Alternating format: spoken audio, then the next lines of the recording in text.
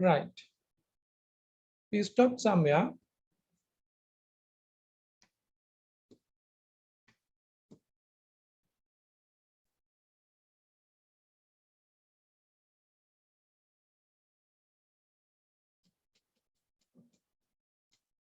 Do you have any questions about the presentations? I hope I explained you the situation.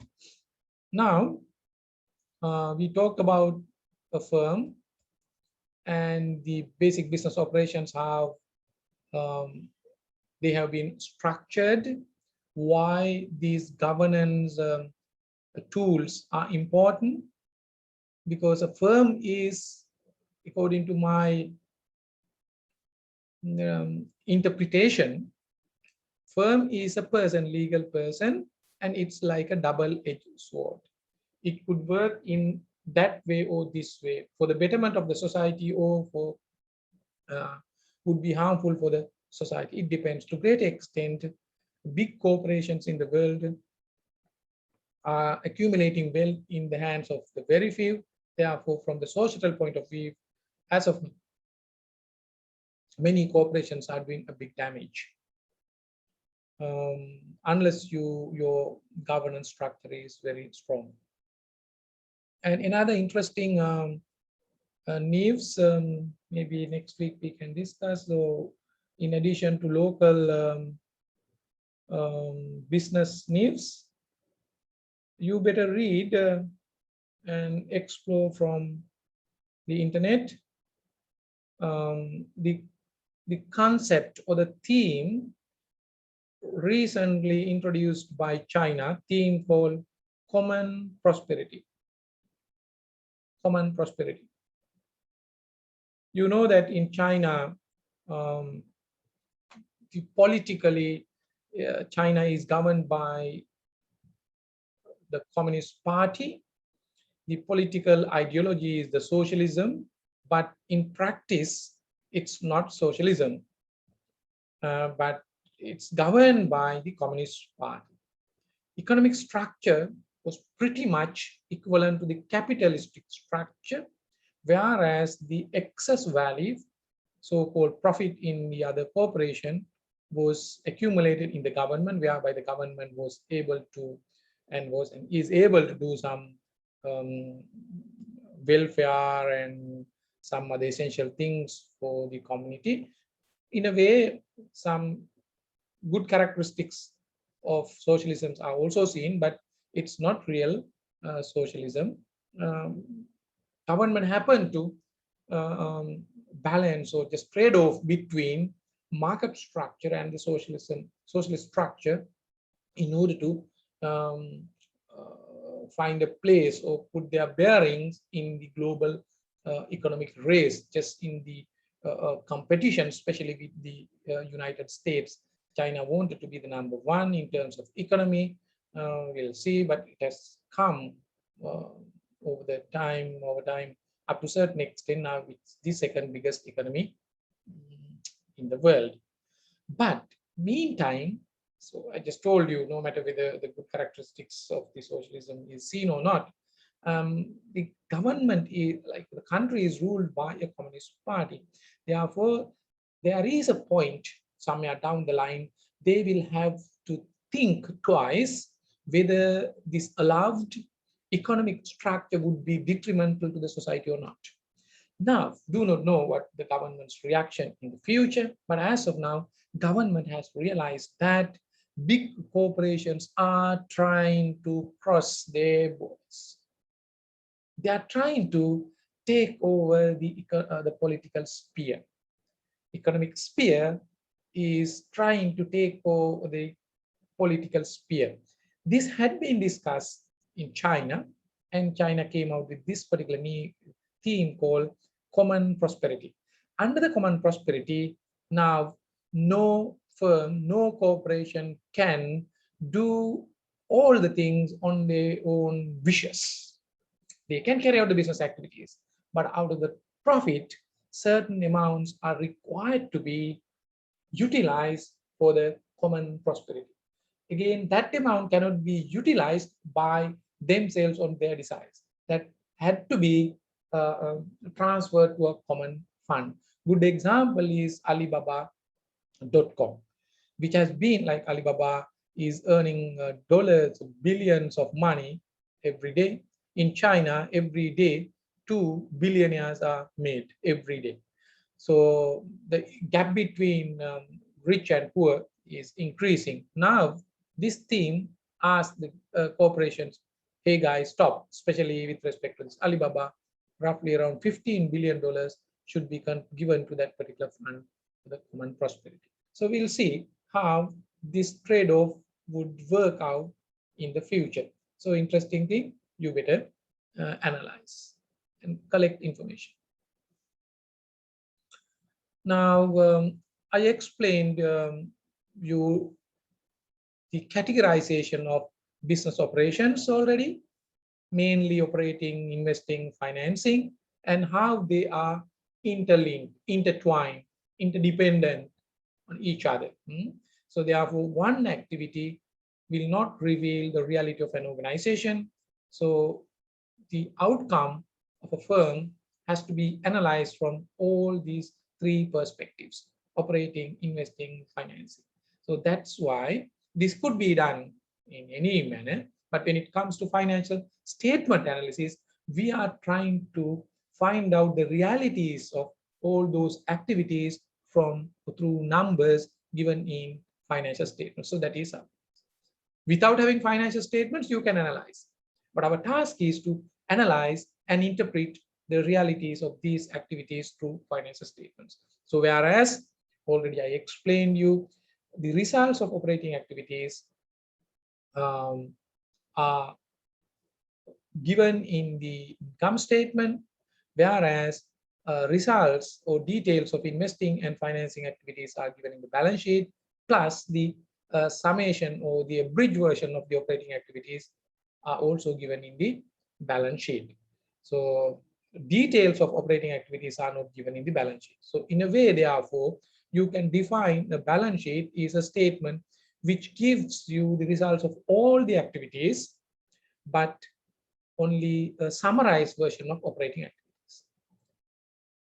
So on the other hand, you can argue that if that's the case, actually, in order to understand the business realities of any entity, if you have a balance sheet, that's pretty much enough. The balance sheet tells you what you are as of now, your current position, whether you are wealthy, whether you have been earning profits and all these things, if you want. But the details are not there.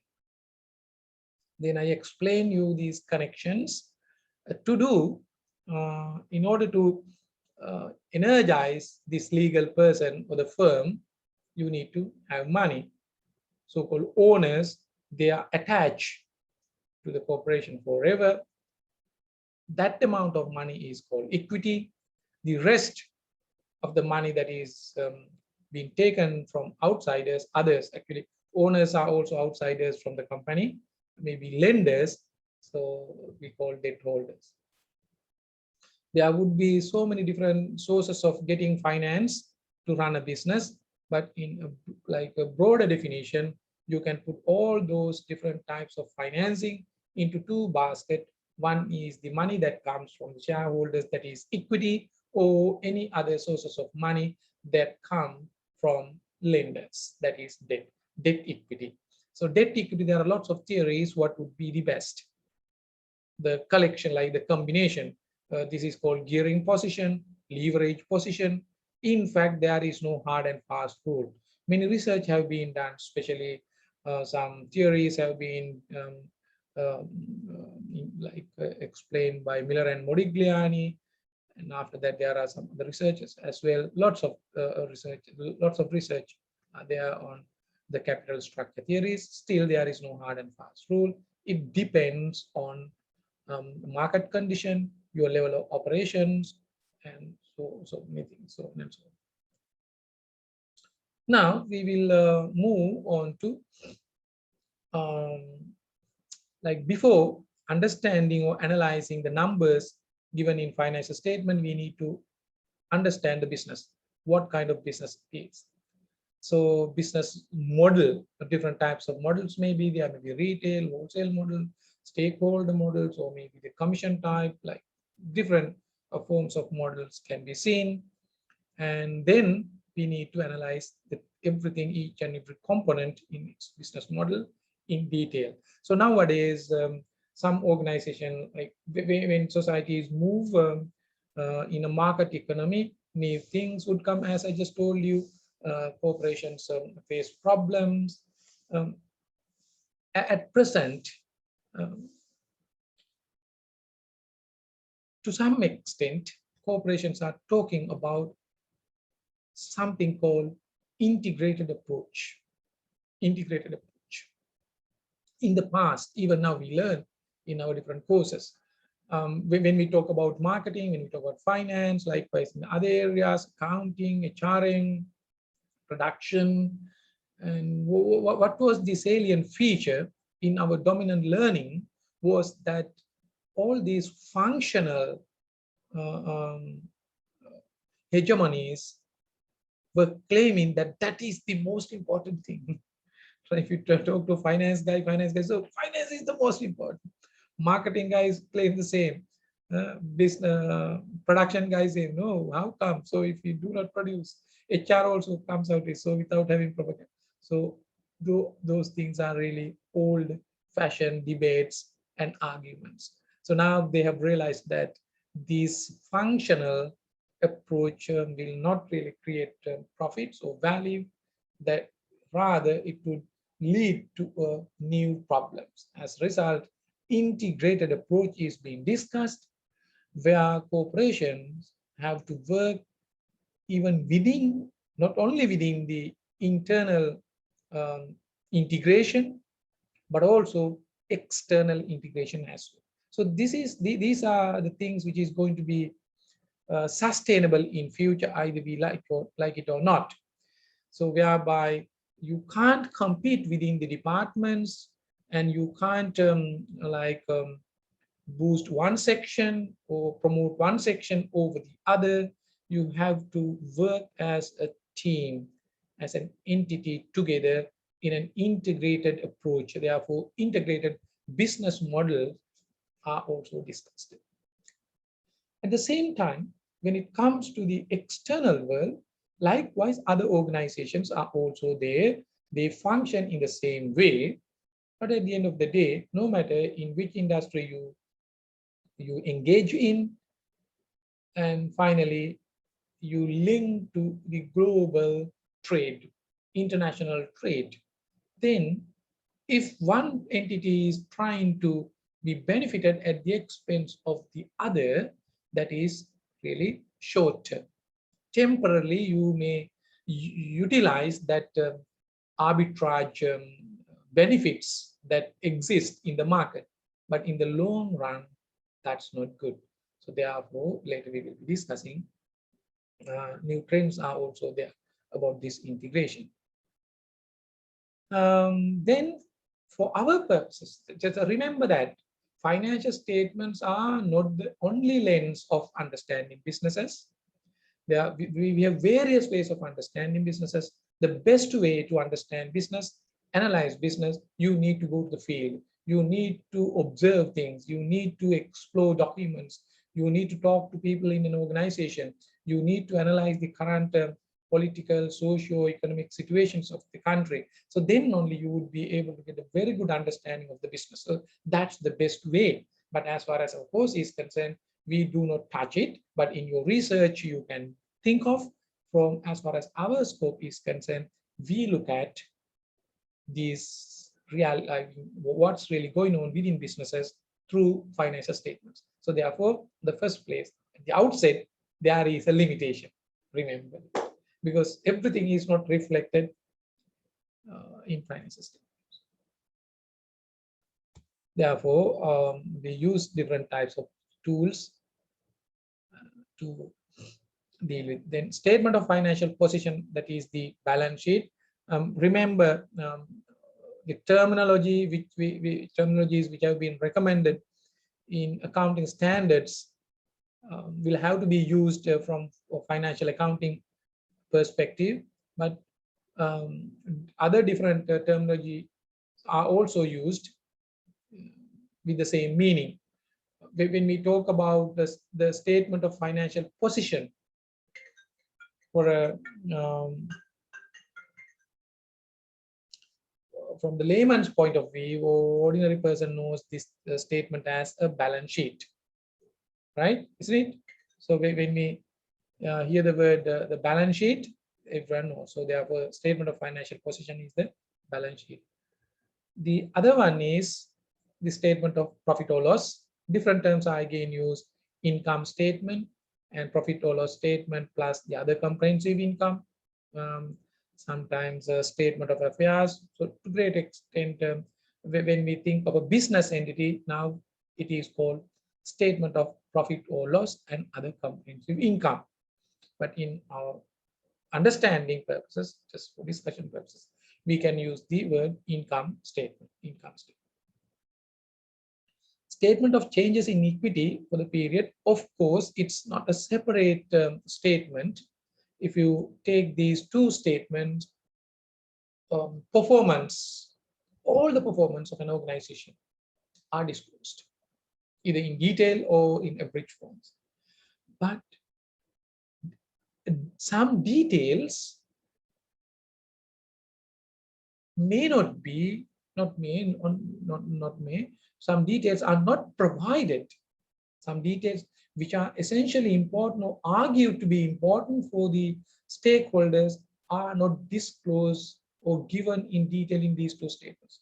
So therefore, additional breakup is given in the statement of changes in equity. I'm not going to just take, like, you may have some idea, but if you have any specific questions, you can ask. So simply speaking, this statement explains how the equity changes at two different time periods, beginning and end of the year.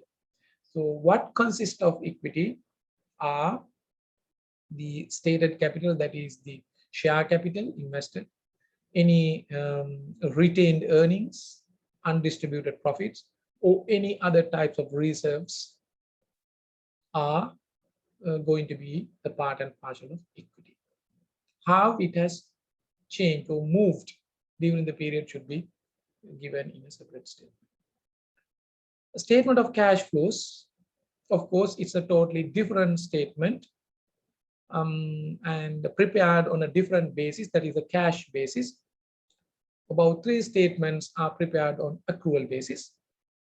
Therefore, cash flow statement provides all the information pertaining to operating activities, financing activities, and investing activities. We will be seeing all these things. In case if you have not gone through financial statements as of now, but you have idea. This is the reason why cash flows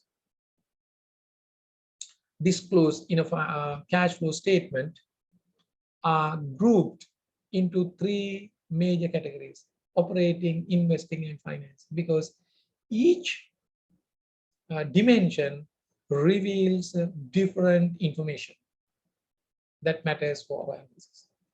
The 5th and 6th one are simple explanations and accounting policies. They are also an integral part of financial statement. Now, analyzing the business, first of all, we have to understand the types of products. You need to know the products. What do you do? Whether it is a good or a service, types of products. It's a fact. Why is it important? It is important because you know that products have lots of challenges. Some products have all the products go through a kind of life cycle pattern where you need to do certain things in order to survive in the markets. Otherwise, you need to come out with new product. Likewise, you know that due to many reasons, changes in consumer behavior, changes in government policies, changes in technology,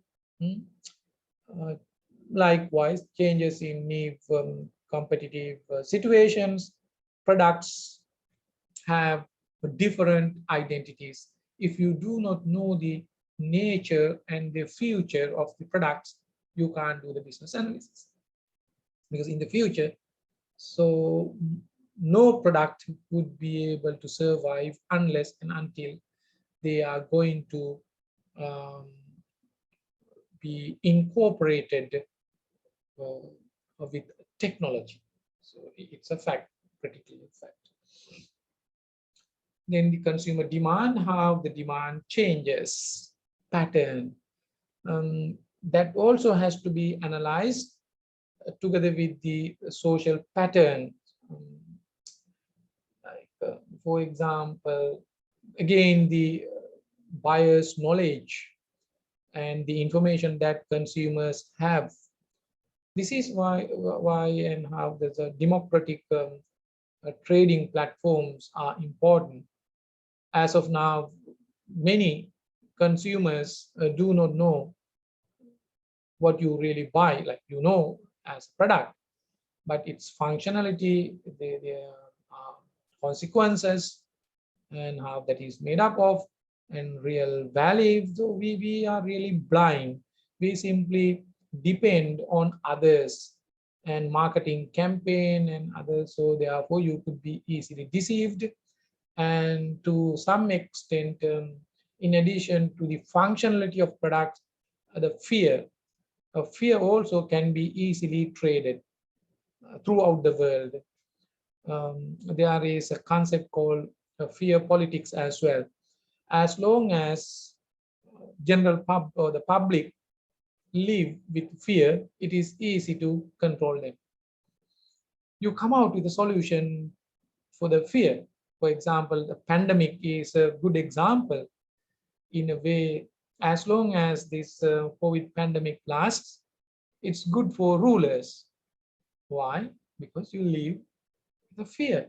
Only thing you need to just propagate ideologies about new variants, new products, and importance of your life, talking about new insurance schemes and so many things. So as long as you also live the fear, oh my goodness, I'm going to die because of this in future, so this would happen. So the fear is in a way is mixed and incorporated in your product. But if societies become more knowledgeable and if you have access to information, what these product do, so you cannot be easily deceived. In the case of just testing meters like oximeters and all,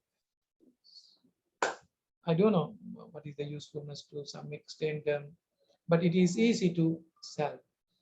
And that is one aspect. The other aspect is when it comes to customer behavior in the world nowadays, there is a trend that consumers are becoming more and more aware of the environmental consequences of goods and services that they consume, and the goods and services, how they are manufactured and produced.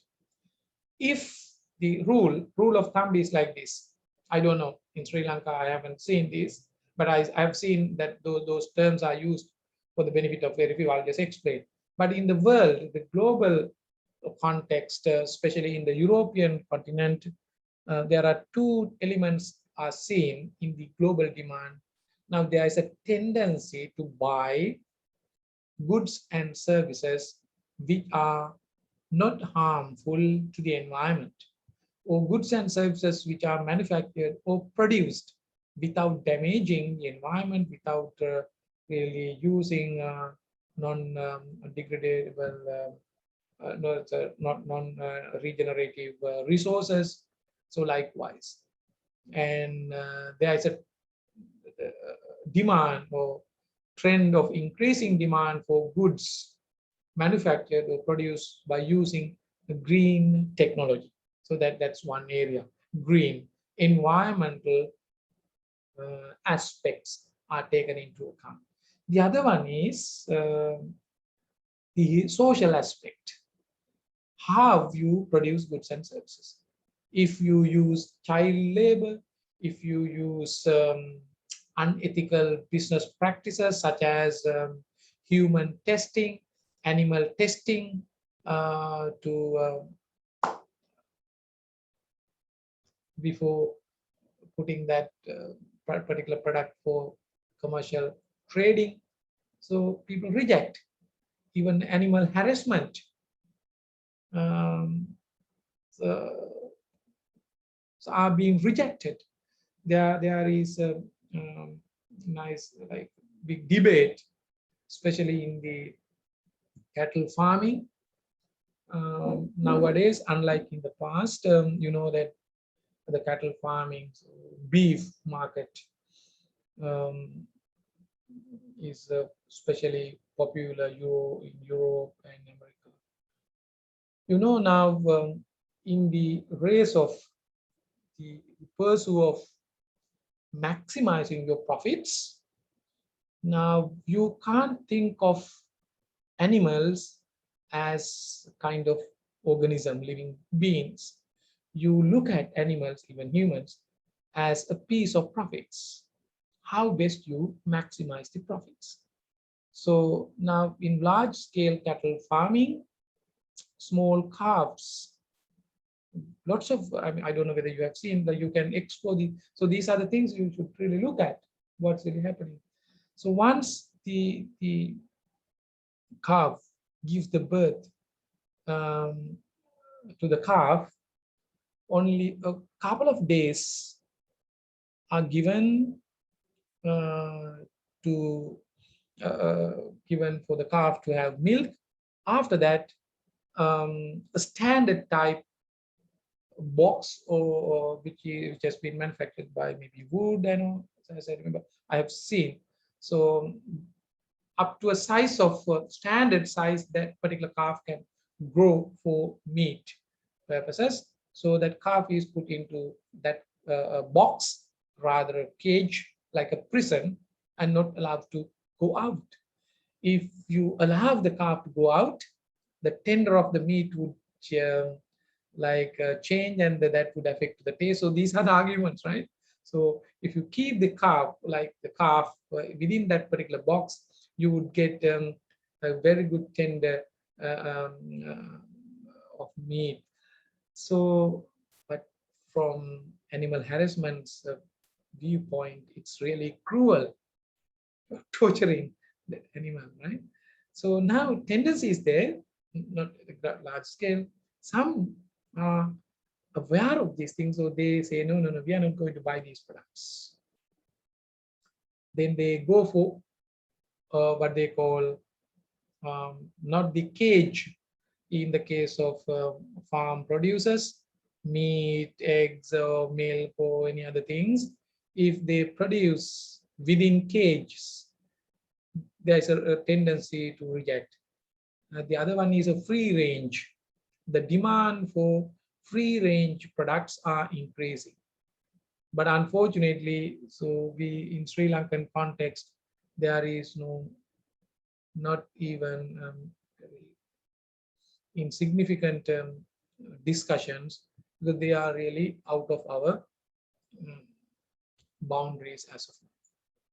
Anyway, at least for us to be aware of what's going on. Then the price elasticity of demand has to be taken into account.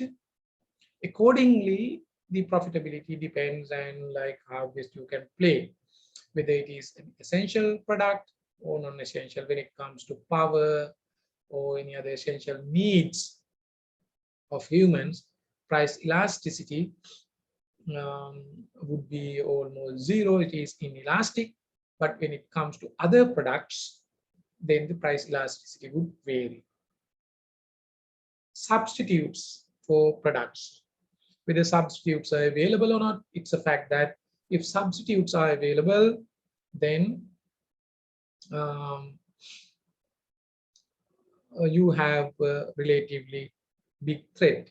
If there are no substitutes, threat would go down. Maybe in the future, now substitutes for automobiles, maybe different forms of automobile transportation modes driven by solar power or any electricity or any other energy might substitute the existing modes of transportation. Then that would be a big threat in the green technology. Brand names, yes, brands also have their own values, but we need to assess what's the value, how the value comes out or builds up in the brand. Is it merely because of so-called propaganda and advertisement, or is it because of real quality increases or any other elements of the products the brand builds on? We need to think of. But nowadays the tendency is just mere the brand names or the brand values for the name or the prestige or these kind of things without having any functionality is being challenged. But still there are kind of demand, especially when it comes to fashionable products, handbags, jewelries, and all. Still, even wristwatch, analog watch. You can search in the internet actually what has happened to this analog branded watch market, maybe Rolex. So demand is gradually decreasing because of what you call these smart watches. So the market for the original, for example, first a brand new product is reducing, whereas they are looking for a separate or the different destination, which is called second-hand market now. So they are sold at a relatively low prices in the second-hand market because no one is going for the in its original market, because smartphones are gradually replacing these so-called high-end products. Patent protection for the product. So another bit controversial area when you analyze taking the patent rights to produce by private companies. If you are big enough, if you have big money, enough money, huge money, then you can easily acquire patents which are supposed to be utilized for the betterment of mankind. And the first argument, of course, you can have patents through innovation, and if basic things, mainly the innovation, where the competition improves, whereby people would be motivated to come out with more and more patents. As a result, cost of production goes down, mankind would be served better. So that's the argument. But what's really happening is not that. Big giants, monopolies, and oligarchies are collecting patents at the expense of the others, and they create monopolistic situation. So even you may do, like if you are interested in, even you can think of doing research, what would happen maybe in the patent market or in the international monopoly and oligopolistic market with respect to the vaccination for COVID-19. Good study. You can think of no government entities own vaccine manufacturing companies as of now, or are private. Government may have some stake, but they are private companies. So huge competition is there. They try to establish their markets for sure. That is the reason why in the future, for sure, the vaccination for COVID-19 would be made compulsory, and every year or maybe 6 months you are required to be vaccinated, because as of now we also do not have any other option other than this vaccination. So therefore we have to get vaccinated. But so the other part of the story is not that good, and even you like it or not, the consumer rights. So there are lots of debates whether compulsory vaccination is good or bad.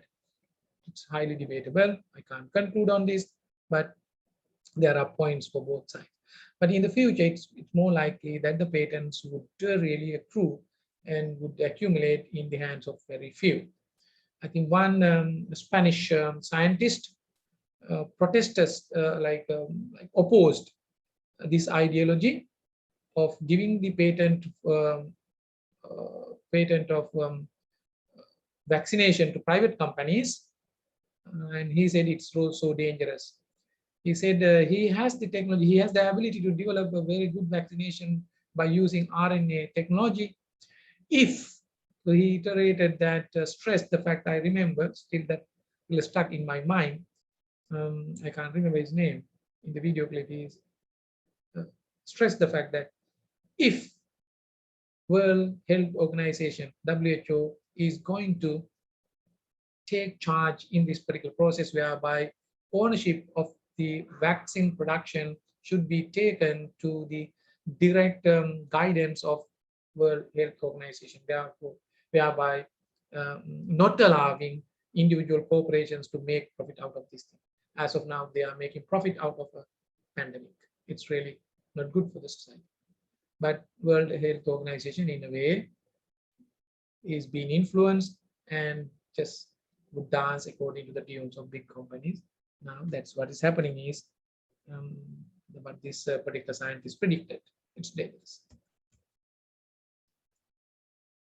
Technology is the other area in addition to the products. Products also vary. You need to analyze the production process, how goods and services are produced, what technology is being used. All the places in production, marketing, distribution, supply networks, even the cost structure. There would be so many different ways of reducing or managing cost by using the different types of technology.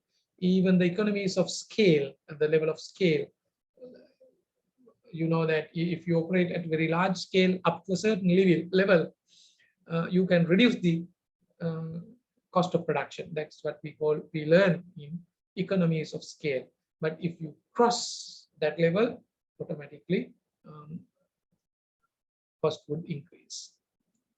And whereby you need to think of the appropriate technology. As I just told you, there is no way, independent way, that corporations can cater for the needs of the human in terms of goods and services, simply disregarding the technology. You need to go with technology. You need to integrate with the technology. But another question arises when we talk about technology. What's that? The question is, what technology to be used? So technology is evolving every day. It doesn't mean that the newest technology, most advanced technology, all the technologies that are available should be acquired by you. That is a wrong concept, misleading concept. Unless you are sound and aware of these things, there is kind of fallacy that you would embrace unnecessary technology in guise of embracing technology and dealing with technology. This is one of the biggest problem, I suppose, in Sri Lanka is facing. We have not developed a technological roadmap. Therefore, you need to bend to the others, so especially tech giants, based on their proposals. So in that process, you might take even unnecessary technology. I don't know whether you guys remember Doppler, I think it's machine like that. So technology to forecast disasters. Doppler machine or something like that, as I remember. No one knows even there's no discussion. We acquired a huge machine, Doppler machine or something. My pronunciation is wrong. As I remember, it's like Doppler. Government bought it by paying huge amount of money. I can't remember.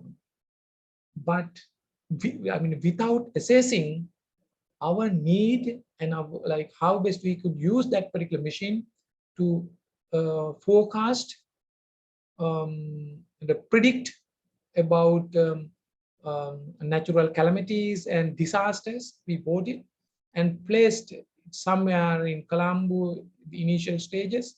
Then they could not operate it. After that, it had been transferred, according to the news, somewhere in a particular station, maybe the government agency somewhere closer to Singaraja forestry. In that the transportation, there was a news report. I do not know whether it is true or not. So that machine had fell down like due to like bad handling, and it is damaged now. That is not functioning, but you have paid huge amount of money. Why? Because you did not assess the technology that you wanted. You simply bought due to others. So likewise, technology is also another game. You become a victim, you become a prey to big giants unless you have a good mind. That is what we lack.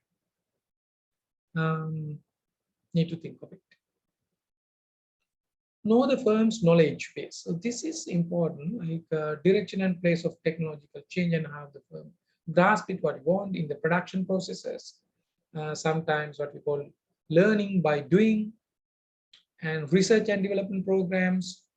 We pay very little attention on these things, even from the government side, even from the public corporations. I do not know.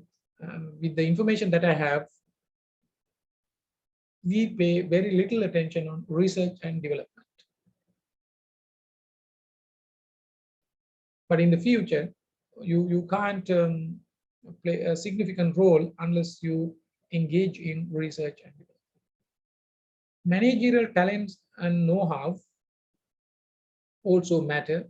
It's not simply the experience in number of years, or the corporate propagandas, or the financial press boosting, boosting on all these. No, it's not the real talents. So talents are embedded with managers, and talents embedded in the organizational culture as a system together. Sometimes these talents and know-hows unique to corporations are called tacit knowledge. Tacit knowledge. So tacit knowledge cannot be copied by others. Tacit knowledge. So tacit knowledge is there in big giant or the corporate giants such as Apple, Amazon, Microsoft. So lots of tacit knowledge. Even in the manufacturing, you may see it has a value. Ability to innovate in product development, already discussed. There is no use of having technology unless you promote such technology to come out with new innovative ideas. Actually, the innovation has not been adequately investigated by ourselves, because we just we just utter this particular word as a matter of, okay, oh yes, we like innovation. But if you just talk to what is innovation now, how best you can like sacrifice for innovation and all this, so they do not know much. So if you want, you can do research on innovation as well, whether we are really innovative or not. I have a big suspicion about this thing, whether we have an innovative culture or not. My gut feeling is that it's not.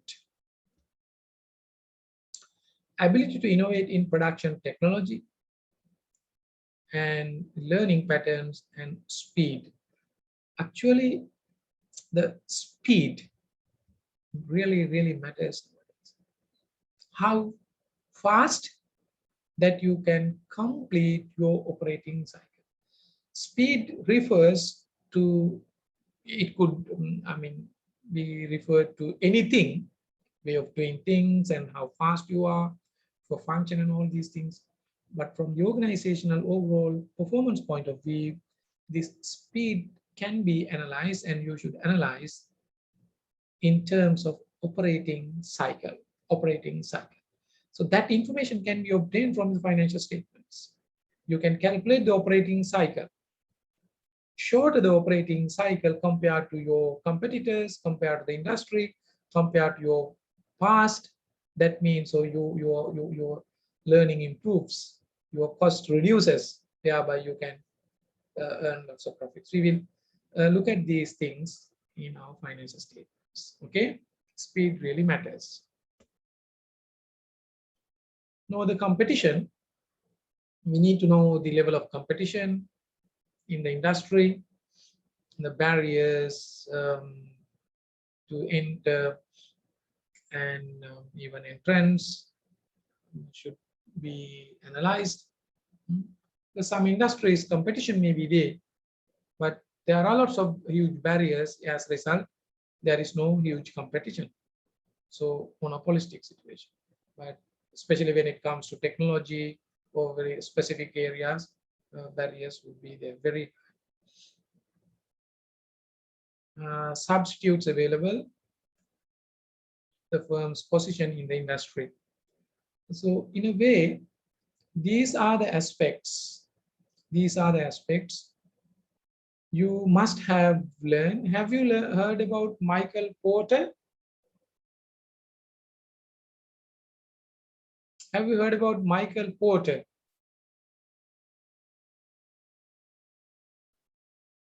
Hello, guys. In any other subjects? Maybe in strategic management or any other subject? Yes, sir. Hello? Yeah, I can't hear you. Sir. Yes or no? Yes, sir. Okay.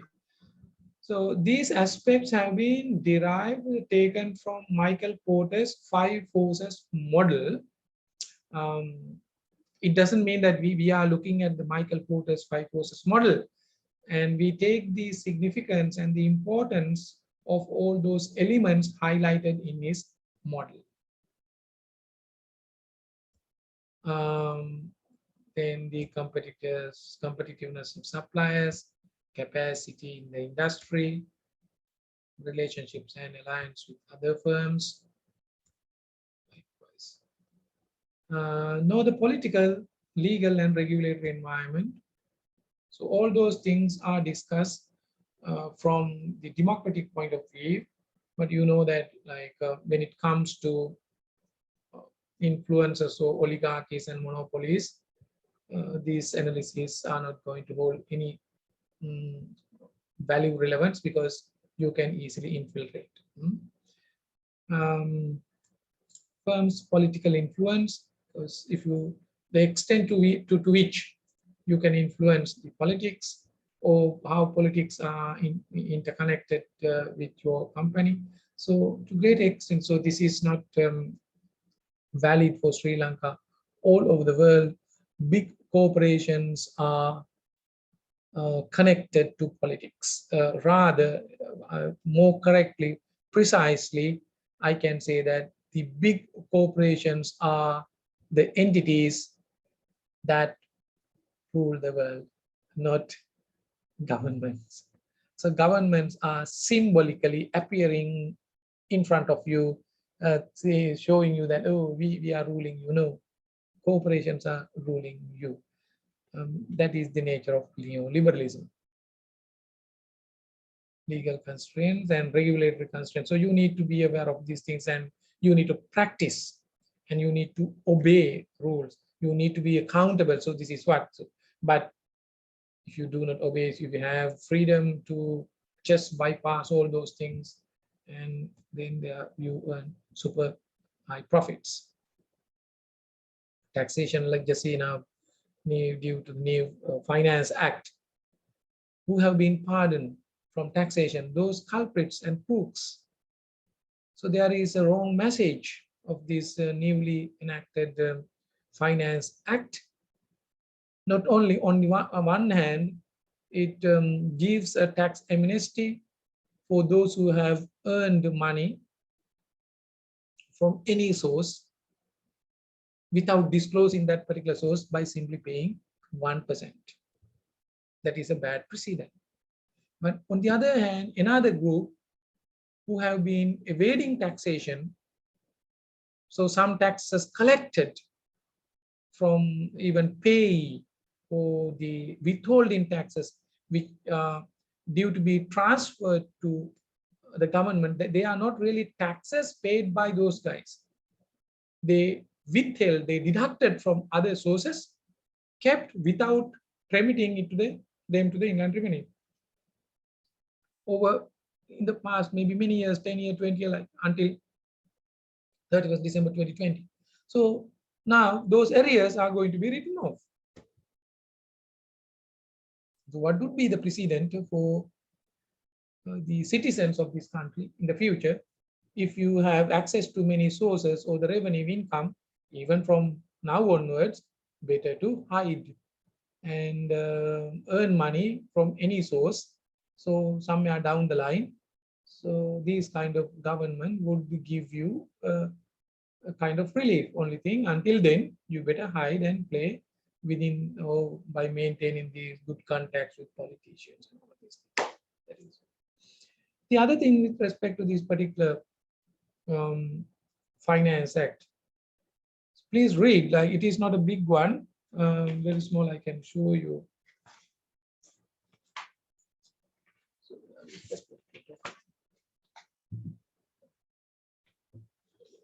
just left it because last week I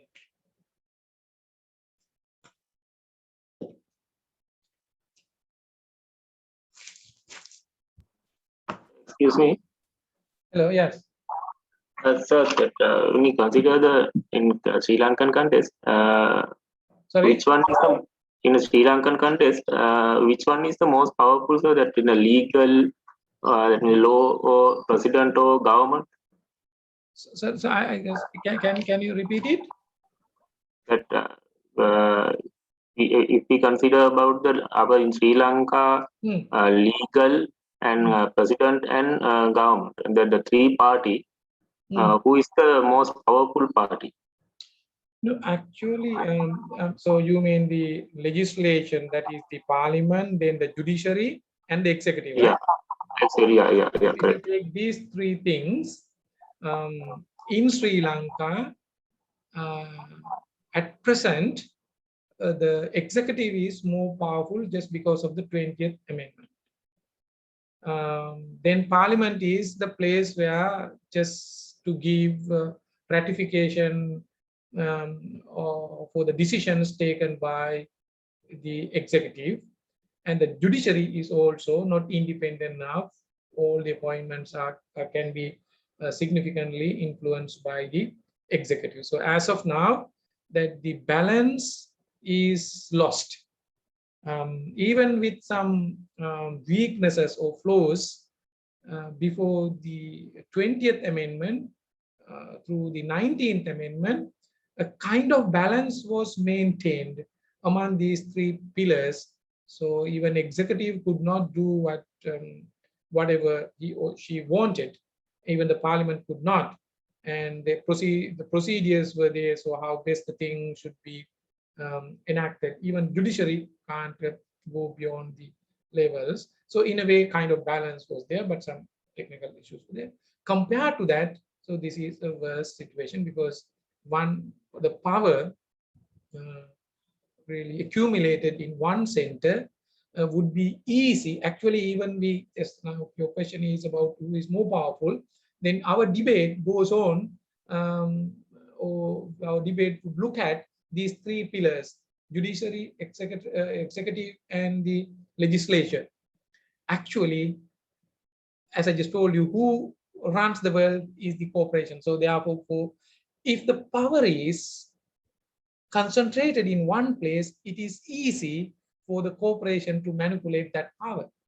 You need to pay attention only at the executive, need not to worry about the judiciary, need not to worry about the parliament. So then the thing should flow, whatever they want, they can get them done easily. Otherwise, they need to lobby from different perspectives. They need to lobby from executive, judiciary, and the legislature. It doesn't like, even if the independence is maintained, big corporations come and influence in different ways. It depends on your political ideology, but generally the people's attitudes and what kind of society we want, and even education. It's really complex. It's really complex, but you have to understand these things. But it is something like what you call, to great extent, the real influences are hidden. So no, we do not talk about the ones who really influence and who dominates and who runs the country. That's the danger. In the world also, the situation is true. As of now, even in America, even Joe Biden wants to implement that. And these big corporations like Amazon, well, um, Microsoft and other big corporate giants are really influencing, and together with when it comes to financial markets, the Wall Street, so they're the place where the shares. So whims and wishes of those entities would be reflected in policies. But when it comes to China, it's a little bit different, because its political sphere still is little bit like independent, like it has relatively more power than the economic cooperation. That is the difference. Clear? Okay, sir. Thanks. Yeah. So I was just thinking. So yeah. So this is the singular version. So you can have English one also. I had both. So this is the Finance Act. It has only very few pages, 19 pages, including annexures. Very few things. Basically, it talks about who are exempt. So any person. What are exempt? Supplies, income, asset, earned or coming from any source, no matter whether you have earned that money from terrorism or drugs, you can't question, right? You can't question, because you do not disclose the source. That is one. Just pay 1%. The other one is just giving the pardon, or it's really writing off of the tax in arrears. There are two aspects. It is not simply allowing the black money to become white. On the other hand, you just give a bad precedent that the crooks are being pardoned. So that's the problem. And very interesting section is there. If you disclose your supplies, income, and assets in such a manner according to this particular act, without disclosing your sources, you can't, the government or any other government agencies cannot investigate about this. That is number one. Cannot take legal proceedings. That means you are relieved from being taken any inquiries, investigations, or being prosecuted, right? With respect to that, whereby it has been explained, like it doesn't mean so like even we can debate and argue. Again, listen very carefully, right? So if you disclose, you are relieved from being investigated, examined, or prosecuted about the source from which you have earned these things. Basically, these things can be done with reference to certain kinds of acts, like Inland Revenue Acts and different other tax acts. Like there are so many acts in Sri Lanka. It says that pertaining to these acts. So no, like whatever you have disclosed, you can't investigate. But in the future, like any investigation pertaining to provisions given in the money laundering and the anti-terrorism, or maybe the I can't remember, fund transferring of funds, kind of fund transferings for terrorism or terrorist activities are not included. Therefore, apparently, it looks like, oh, okay, you can disclose, but thereafter no investigation will be carried out with respect to these income taxes, VAT, or any other things. But the government has the freedom to investigate about terrorist activities or any funding for terrorist activities or any funding for generated from money laundering and all those things. So apparently it looks nice, but what practically happens is, so those two acts would allow to investigate in future. In effect, if you disclose something, you earn some money through drug trafficking or money given by terrorists. Once it is disclosed, that means then you have no investigation. But if later on you have engaged in such actions, then those two acts can be used to investigate. So it is pretty obvious that those who disclose these things would have their own guards and protection, that how best they should be protected. So whereby nothing would be revealed. Even in worst case scenario, if due to some other reason, maybe due to whistleblowers or any other people who leak that information, assume that I declared I collected lots of money from drug trafficking, but I do not disclose that source. I say that so 500 million disclosed. But due to some other reason, later on, some employees at the Inland Revenue Department got to know that I have collected this money from these sources. Then that employee gives information to the public or reveal this thing. What happens? So that particular employee can be prosecuted. So maybe a maximum jail term of 25 years. Okay, so that's the beauty. Right. So you better read these things actually. So those are the things you need to be in touch. Otherwise, what happens? Danger, especially, I really plead from you guys, especially you are the guys who are going to take charge in the corporate world or maybe the public institutions and all, because you need to be thorough in all the information. Otherwise, you could be easily deceived. That is the problem. You should, then you would take decision based on emotion, not based on information. So therefore, whatever the things come in, you better go to the original source and read and understand it by yourself with your own interpretation. This is the thing. Therefore, better not to believe in sugar coated stories told by politicians and other lobbying groups. A firm's ethical character and their prosperity to violate it. Sorry, propensity to violate it. This is another debatable area when it comes to ethics and code of conduct. Actually, so-called ethics are, simply speaking, ethics refer to what's right and wrong. What's right? Simple term, you can say, what's the right thing to do? Ask this question from yourself. What's the right thing to do? How do you answer this question? Yes? Which one is ethical and which one is not ethical or unethical? Or how do you determine what principles would determine? Can someone give some inputs about these ethics, ethical conducts? Yes?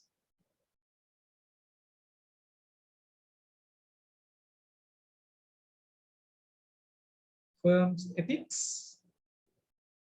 Or just simply talk about ethics, ethical conduct. What is the right thing to do? What do you think?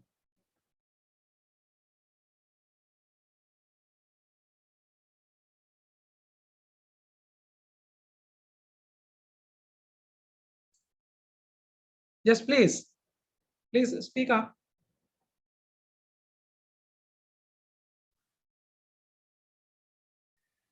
Organizations follow accounting standards and auditing standards. Can you speak a little bit louder? Organizations follow accounting standards and auditing standards. Okay, yeah, that's good point from accounting point of view.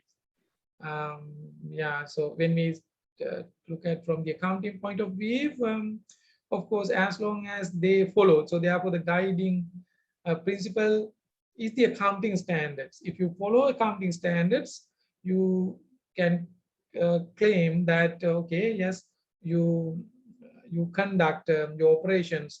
What operations in the accounting in an ethical manner. And when it comes to auditing standards, also you can say that yes, you're right. In discharge of your accountability, you are ethical. And what else? Good behavior and attitudes. How do you like? Even you can take an individual even. So, what is good behavior and good attitudes? What is good behavior and good attitudes? It is Govern a person. Sorry. Govern a person toward the behavior.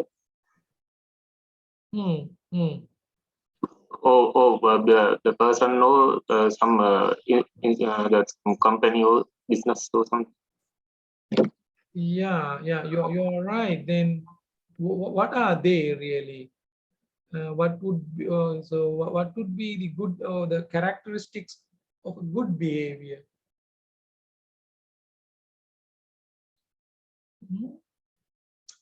So okay, I will just give a little bit explanation. After that, I will invite you guys to comment and even question, even contradict my views. Okay, before explaining, if I ask a question, suppose that you I mean individually, there is an enemy. You have a, like an enemy.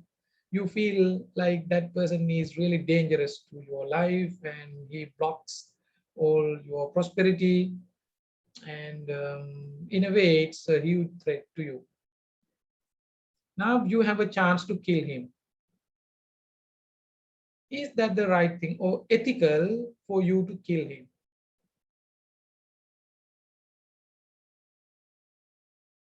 What do you think? Very difficult question, right?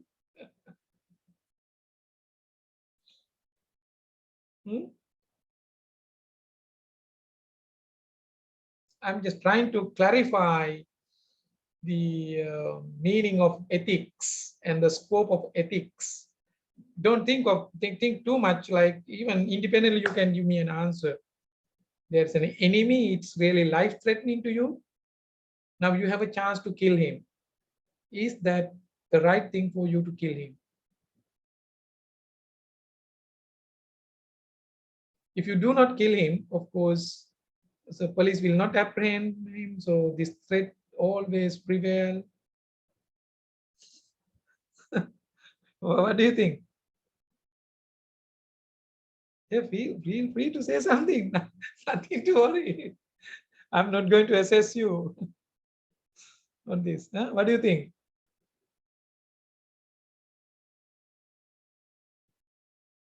Yes? Killing is not ethical. Why it is not ethical? So you mean killing is not ethical? Yeah. Why? Why it is not? Because ethical means, because ethics have to be understood from the, is that the right thing or wrong thing? Just forget about the word ethics. Is that the right thing or wrong thing? So you say killing that person is the wrong thing, right?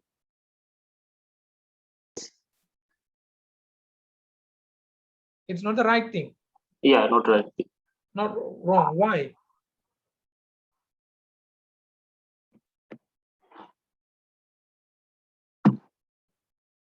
In a general view of the society, killing is not a good thing. Yeah. Okay. So that is what I asked you. Okay. Good point. From the assume that the general viewpoint is all right. You can kill your enemies. Then would you kill?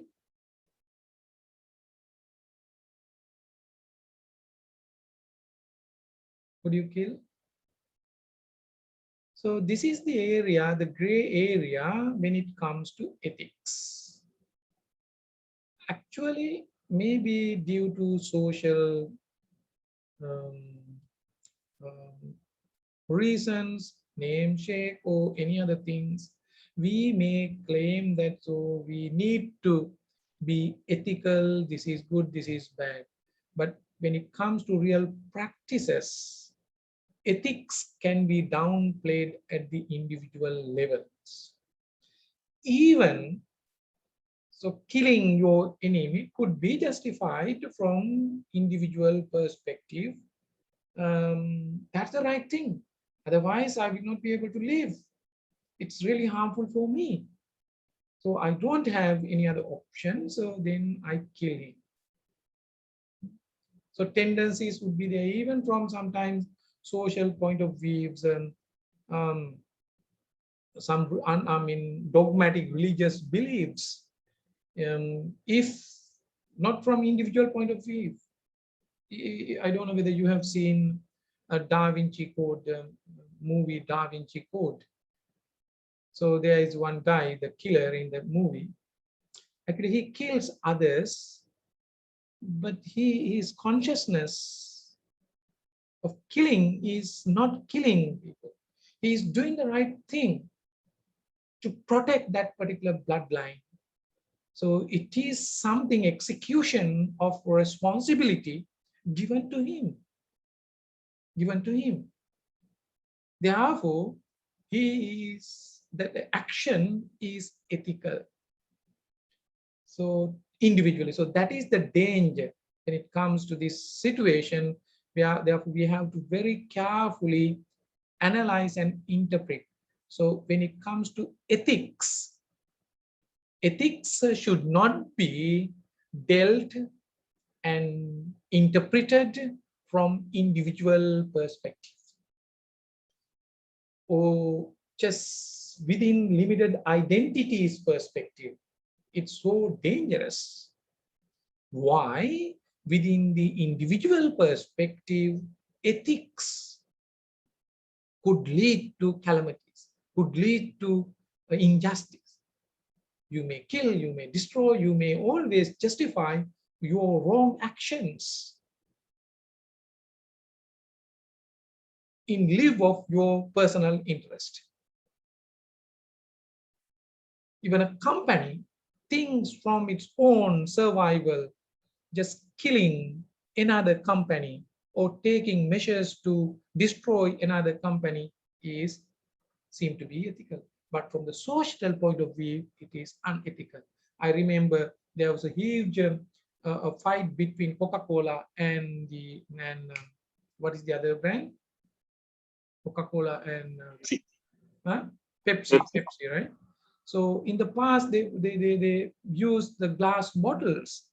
They have indirect campaigns and like the arrangements to destroy the glass bottles of the other companies from you by buying from the open market, just to kill the other company, your enemy.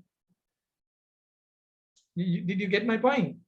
Therefore, so to great extent, these ethics are not explained to us from the social point of view. Actually, when it comes to social point of view, ethics have to be looked at from the humane dimension, humane principles. That's why you don't have right to kill others. You don't have rights to do something which is detrimental to the others, not only to the human environment, society. So that they are the broad ethical principles. These broad ethical principles, so what's the right thing to be done, have to be um, promoted and maintained, protected by the social structure. So that is where the government really matters. Government has a responsibility, big corporations, and from top. So this is the place, these are the places where the ethical conduct should be discussed. But unfortunately, where do you see the ethical behavior? So big people come and so good at ethical conduct, and so and give lectures to innocent individuals. They tell us how should like individuals, consumers, and those who do not have economic power to produce goods and services, and give lectures and educate you guys to be ethical. So then your good behavior just for to show you are sober, or just for the namesake, or apparently, oh, you are a good guy, you are well disciplined, that and this. But at the same time, corporations are killing humans. It's through their products and their operations and all those things. Just simply turn your eyes towards individual conducts and ethics. Actually, so when it comes to like the ethics, no matter individuals involved, government, corporations, those things should be discussed and made them accountable from societal point of view. So to some extent, so they exist at different level. So that is why and how, no matter whether they are practiced or not, to great extent they are not being practiced. Professional ethics, because we should not promote individual or petty or identity ethics, because they are really dangerous. From my personal ethical point of view, or I may think that my enemy should be killed. So whoever who talks against my religion should be killed. Whoever who does something bad to that and this, or just utter that word, should be killed. No excuse, something like the other person also would think in the same way. That might lead to so many confusion. So therefore, ethics should be promoted, discussed, and protected, and always just spreaded from the societal and professional point of view. So some corporation institutions have, since it has a value, have developed professional ethics. Please remember this thing, because why I just emphasize this. Many, including intellectuals, utter this particular word without analyzing what it is and how it happens, how these big guys screw these, and just doing so many unnecessary things. We also think that yes, we need to be okay. So the good area for you to study. Yes, you now it's your turn. If you want, you can at some point you can ask, you can agree, disagree, make some comments contrary to my view. Yes.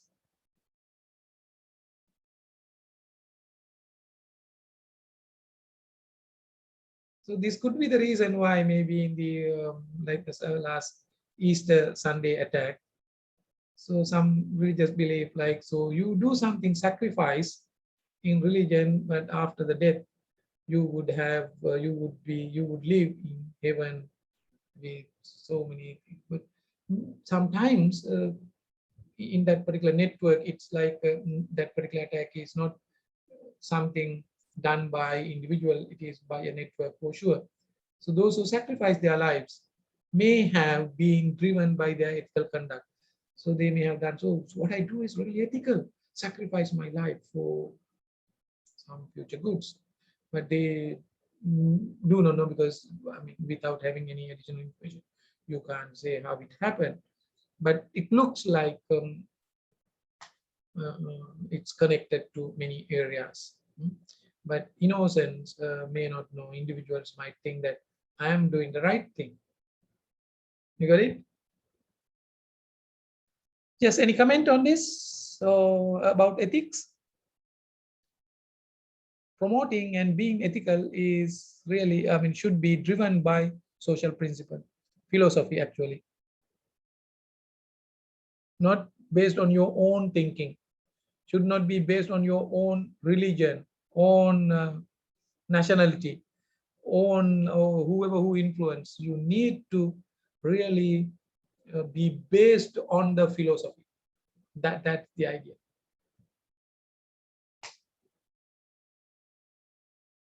Any question on that? No? Is it too much? Okay. So corporate governance mechanism, but please feel free Because I encourage you all the time, don't worry whether we take time, because these things really matter for our lives. Not the numbers or how to calculate this and this will not have big bearings. But you need to know the corporate governance mechanism in a way. You know that in a corporation, limited liability company,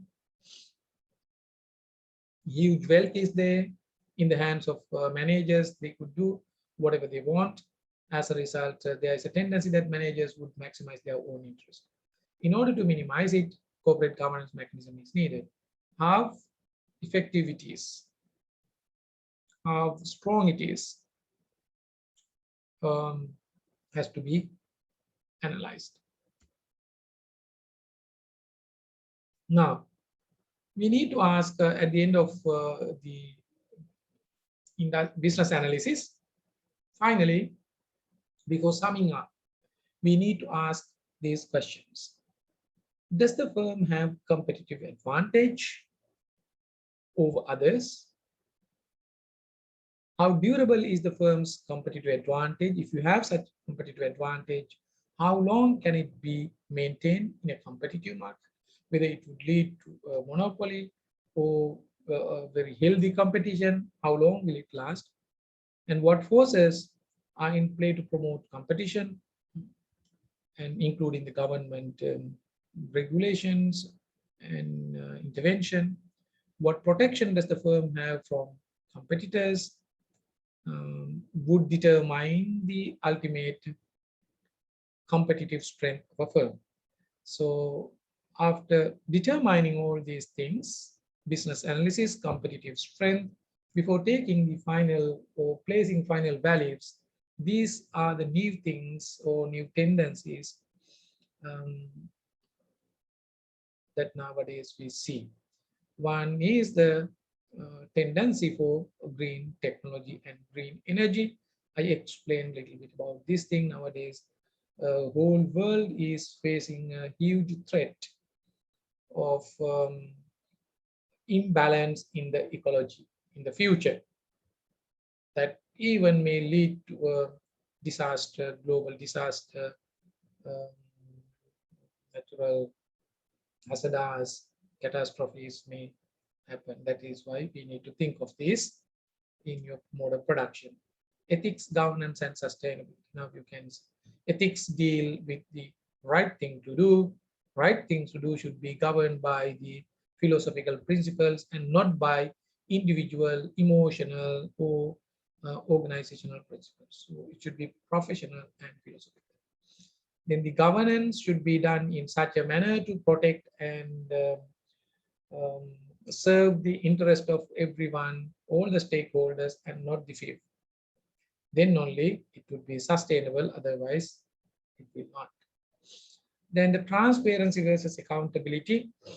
Unlike in the past, now these two terms are heavily uttered within the business circles. Why? These two terms are intertwined. If you can increase the transparency, accountability also can be improved. Again, how the transparency can be improved and enhanced, it is nonetheless the very open and the shared technology. If someone is having a fear of introducing technology, that means maybe unknowingly you may have a fear, but if you go against technology or protest against technology, that means so you do not like transparency. You have something to hide. You are not going to be accountable. In the future, kind of utopian situation, like if the world would be governed in such a manner where each and every citizen is accountable for the action that he or she does. Of course, such a system, everything should be connected through technology, transparent. Your action should be connected and visible to others. And that would be good. If you are a movie lover, you can see a movie. It's not mainly about the transparency and accountability. But these things are really depicted in that movie. Main theme of the movie is the what you call myths, and how, I mean, you live in a world thinking that you live in the reality, but it's not the reality. It is based on Plato's allegory of the cave. There are several movies. This particular movie is not, how to say, in a way, very famous by that time. I don't know whether you guys have heard about the Truman Show. Have you seen that movie, or at least heard about this movie, The Truman Show?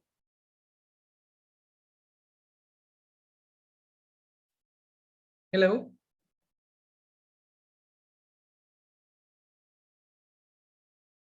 Are you with me? Hello?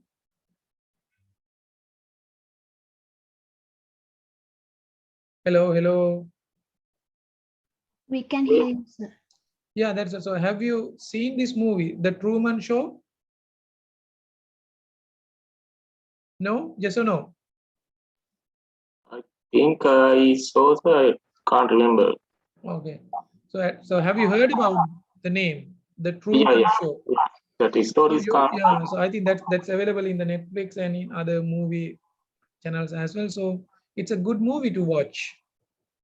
The synopsis is that Truman, his name is Truman, lives so his life thinking that it's real. It's not real. So very interesting, like synopsis has been developed in such a manner. So nice.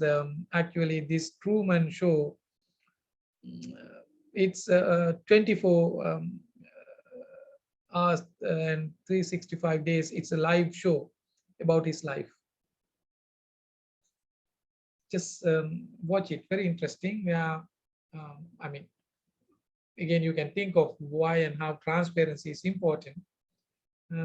So his life, entire life, is transparent. The producer of the show expose everything. But again, that is also within what you call artificial reality. I mean, that fellow exposes his life, his reality, thinking that it is reality, but it is a myth. Just watch it. And if you watch, we can discuss about this as well. Connecting operations through supply chain. So this is new trend. Unlike in the past, no organization or no individual or no single product could succeed without having the connection, so interference with others. So what matters in the global economic scenarios, among other things, number one is the connection to supply chains. How strongly you are connected, how effectively you are connected, determines the final value. Then the economic integration versus disintegration. Now, due to the neoliberal policies, economic is being disintegrated from politics, society, and so they think of maximizing the profit at any expense. That is moving towards the danger end. Now, discussions are there, at least. So economic integration is important within and outside, within and between countries. And the cohabitation versus competition. So competition on one hand is promoted as long as there is a competition. You can produce goods and services at the most possible lowest cost at the highest efficiency level, as the competition is being defined and interpreted. But when it comes to a practical situation, so such a perfect competitive situation cannot be seen. Instead, oligopolies and monopolies are being created. So instead of just leaving such a bad situation happens, so the tendency, the new trend is now, okay, why don't we cooperate together while competing? Actually, this cohabitation comes along with the global supply chains. And through transparency and accountability, and based on global philosophies, principles, and good governance, ethics, and appropriate green technologies can only be possible. And actually, these new ideas are connected to each other.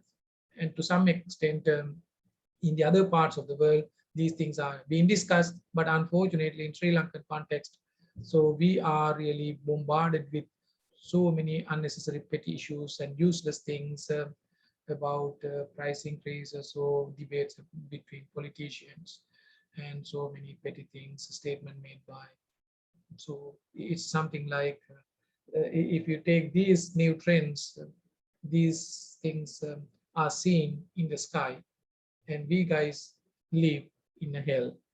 So in order to understand these things, first we have to come out from this particular hell, or a pitfall. We are in a big grave.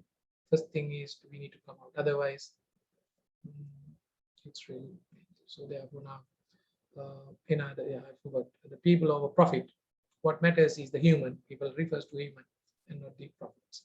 So these are the new things. So with that, I conclude that part.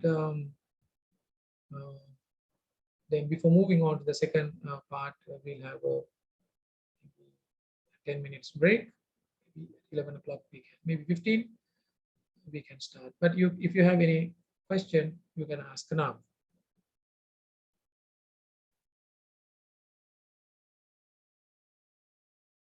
Any question?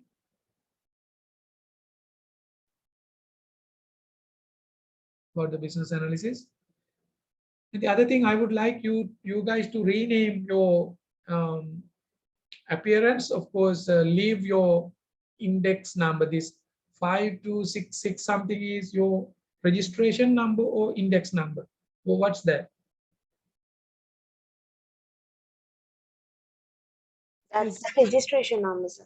Registration number. Is that the one that is being used for your examination, or? Yes. Okay. So then for the attendance purposes, leave it, because in the attendance registry, I will take this as it is, and you can write that your name, other day, like the name that you would like to call. Then that is easy for me to call you by your name. You better rename your appearance. Okay. This number, I hope you can do that. Like already you have included your name. Just go to rename, leave this index number / your yeah, like yes, Madhavi, right? You're Madhavi, right? Yeah, Madhavi. Yeah. So it is easy for me to call you.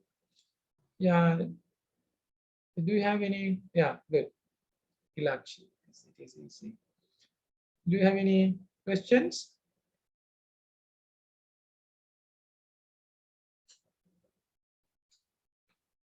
There are 2 Madhavis. I remember.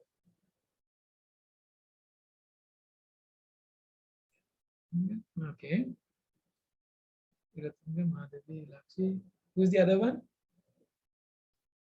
19144.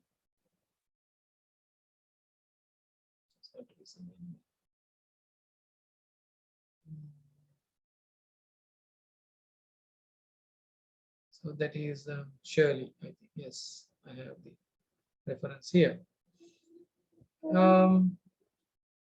Yeah, Madhavi, any question? No, sir. Okay.